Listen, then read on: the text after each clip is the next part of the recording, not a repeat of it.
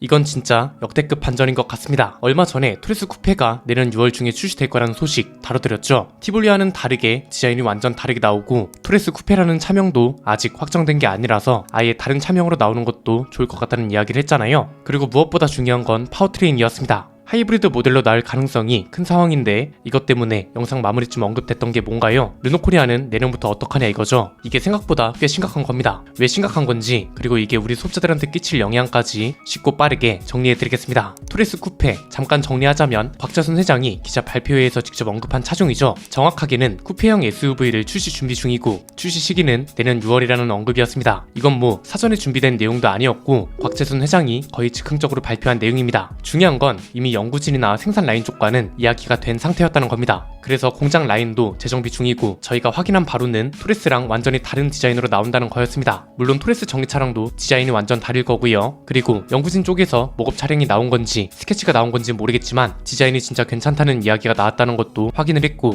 아직 확인되지 않은 건 파워트레인인데 하이브리드 모델 중심으로 나올 거란 전망이 지배적이라고 말씀드렸죠. 만약 하이브리드 모델이 당장 불가하다면 토레스처럼 가솔린 터보 모델로 출발하는 것도 괜찮습니다. 왜냐면 토레스 엔진도 저공해 인증을 받은 거라 환경 규제에 아직까지는 영향을 받지 않는 수준입니다. 전망도 쭉 다뤄드렸지만 티볼리와는 확실하게 다르다는 게 포인트였습니다. 티볼리는 그 뒤에 나온 차들이 모두 티볼리 대종소로 나와서 문제였지만 토레스 쿠페는 디자인이 기존 내연기관 차량 전기차량은 아예 다르다는 게 굉장히 중요합니다. 그래서 토레스가 아니라 아예 다른 차명을 고려해보는 것도 진지하게 제안했던 거고요. 그런데 이렇게 되면 어떤 브랜드가 가장 큰 타격이라 했나요? 르노코리아죠. 현대기아차는 타격을 입더라도 판매량에 영향을 받는 거지 어떤 신차 하나가 완전히 폭망하거나 기업이 휘청이는 건 아니잖아요. 그런데 르노코리아는 상황이 좀 다릅니다. 오로라 프로젝트, 르노코리아 이야기를 할 때마다 항상 등장하고 있는 키워드입니다. 지금 르노코리아뿐만 아니라 르노그룹까지 나서서 말 그대로 이 프로젝트에 목숨을 걸고 있단 말이죠. 르노그룹 주요 임원들이 방한까지 계속할 정도로 오로라 프로젝트가 굉장히 큰 프로젝트 중 하나입니다. 토레스 쿠페, 아직 차명이 확정된 건 아니지만 편의상 이렇게 부르겠습니다. 토레스 쿠페가 가장 크게 영향을 주는 건 르노코리아입니다. 내년에 출시될 오로라 1이 정확하게 포지션이 겹칩니다. 중형 SUV로 나오고 하이브리드 모델이고 쿠페형 SUV입니다. 토레스도 차체가 중형급에 가깝습니다. 이렇게 되면 르노코리아는 소렌토랑 산타페를 견제하면서 토레스 쿠페까지 견제해야 하는 상황이 되는 거죠. 오로라 프로젝트가 어떻게 보면 회사를 다시 이렇게 세워야 하는 중요한 차종으로 강조되어 왔잖아요. 심지어 내년부터 매년 오로라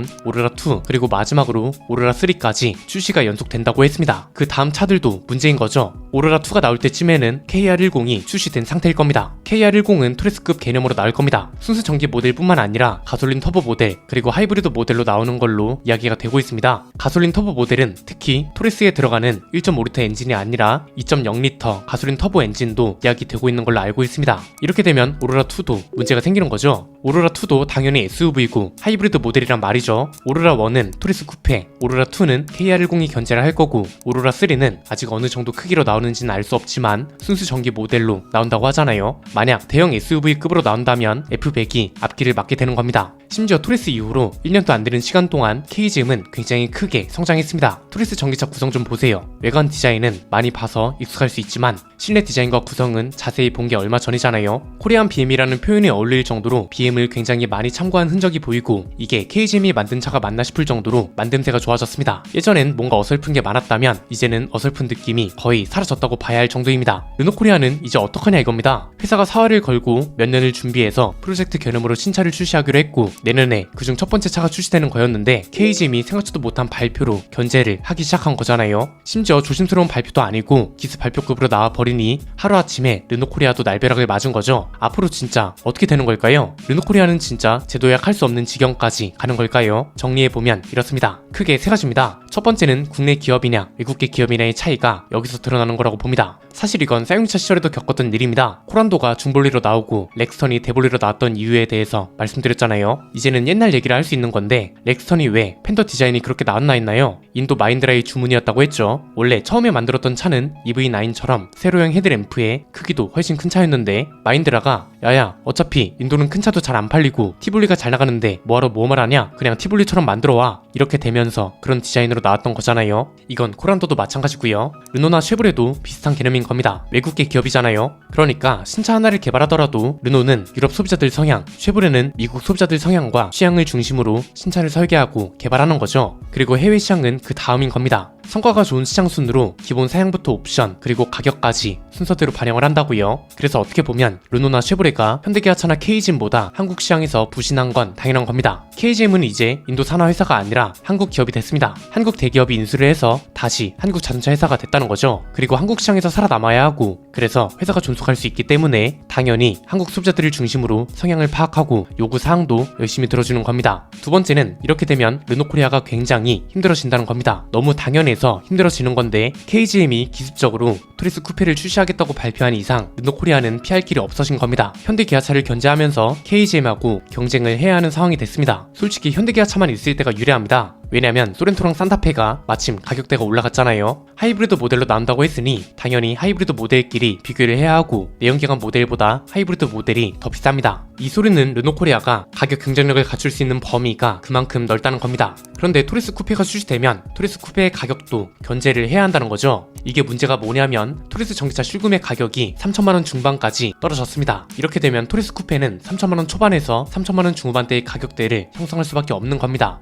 왜? 전기차보다 하이브리드 차가 비싼 경우는 없잖아요. 이건 또 어떤 연쇄 작용을 일으킬 거냐면 토리스 내연기관 차는 저희 주장대로 마이너스 트림을 추가할 수밖에 없게 되는 겁니다. 최근에 KGM이 이걸 아주 잘 활용하고 있기도 하죠. 토리스 연식 변경을 하면서 미러링 업데이트도 하고 가격도 낮췄잖아요. 아마 페이스리프트 되거나 다음 연식 변경이 될 때는 가격이 더 낮은 마이너스 트림이 하나 더 추가될 수밖에 없을 겁니다. 하이브리드 모델하고 전기차 그리고 쿠페 가격까지 서열대로 정리를 하려면 이렇게 될 수밖에 없습니다. 이러면 이제 KGM은 날개를 한 번 더 달게 되는 거죠. 가격을 여기서 더 인하 조정해 버린다 하면 긍정적인 여론이 또 생기는 건 당연한 거 아닌가요? 그래서 저는 이게 놀라운 겁니다. 곽재순 회장을 만났을 때 그리고 건너 여러 가지 소식을 들을 때마다 어떻게 보면 굉장히 참신하면서 이런 걸 해안이라고 말하는 거라는 걸 느낄 때가 많습니다. 이번에 토리스 쿠페를 기습 발표한 것도 마찬가지입니다. 지금 이 차 하나만 추가됐다고 해서 전망할 수 있는 얘기가 얼마나 많아졌으며 긍정적인 여론이 얼마나 더 커지는지 소비자들이 체감할 수 있을 정도라면 말 다 했죠 뭐. 세 번째는 결국 우려가 현실이 됐다는 겁니다. 미국에서 잘 나가고 유럽에서 잘 나가고 솔직히 알게 뭔가요? 르노랑 GM을 KGM하고 비교할 수는 없습니다. 회사 자체만 놓고 보면 그렇다는 겁니다. 글로벌 기업과 한국 중견 기업의 규모를 비교한다는 것 자체가 넌센스죠. 그런데 소비자들 입장에선 비교가 가능합니다. 르노가 유럽에서 잘 나가고 GM이 미국에서 잘 나가고 알게 뭐냐 이거죠. 우리는 한국 소비자고 기업이 한국 시장에서 얼마나 신경을 써주냐, 좋은 제품을 얼마나 합리적인 가격에 출시해주느냐, 이런 게 중요하단 말입니다. 이런 심리를 KGM이 굉장히 잘 활용하고 있다고 보는 겁니다. 한국 소비자들이 뭘 좋아하는지를 잘 알고 있다는 거죠. 저희 같은 채널을 통해 들리는 목소리 그리고 이를 통해 알 수 있는 소비자들의 반응을 너무 잘 반영하고 있는 것도 그렇고 자동차 기업을 운영해 보지 않은 덕에 오히려 기존 자동차 기업들이 낡은 관례를 깨고 있다는 겁니다. 이런 상황에 한국 시장에서 한국 기업을 외국계 기업이 이기기는 당연히 힘듭니다. 한국 자동차 시장이 현대기아차의 본진이라고 표현하잖아요. 이제는 한국 자동차 시장이 KGM이 본진이기도 한 겁니다. 자주 말하는 거 있죠. 자국 기업 제품이 자국에서 잘 팔리는 건 당연한 거라고요. 이런 당연한 논리에 기업이 노력까지 더해지고 있습니다. 이걸 외국계 기업이 이기긴 당연히 힘들다는 겁니다. 그래서 르노코리아가 내년부터 계획되어 있던 일정이나 목표를 대폭 수정해야 할 시기가 왔다고 봅니다. 솔직히 1년에 신차를 하나씩 출시한다는 건 한국 판매 시장을 신경 쓰지 않겠다고 말하는 것과 다름없다고 생각합니다. 다른 경쟁사는 1년에 3종 넘게 신차를 출시하고 현대기아차도 있고 심지어 수입차 브랜드들도 한국 시장을 잡으려고 안달인데 이런 치열한 시장에서 1년에 신차 하나로 회사를 이렇게 세운다? 이거야말로 불가능 아닐까요? 오늘 내용은 여기까지입니다.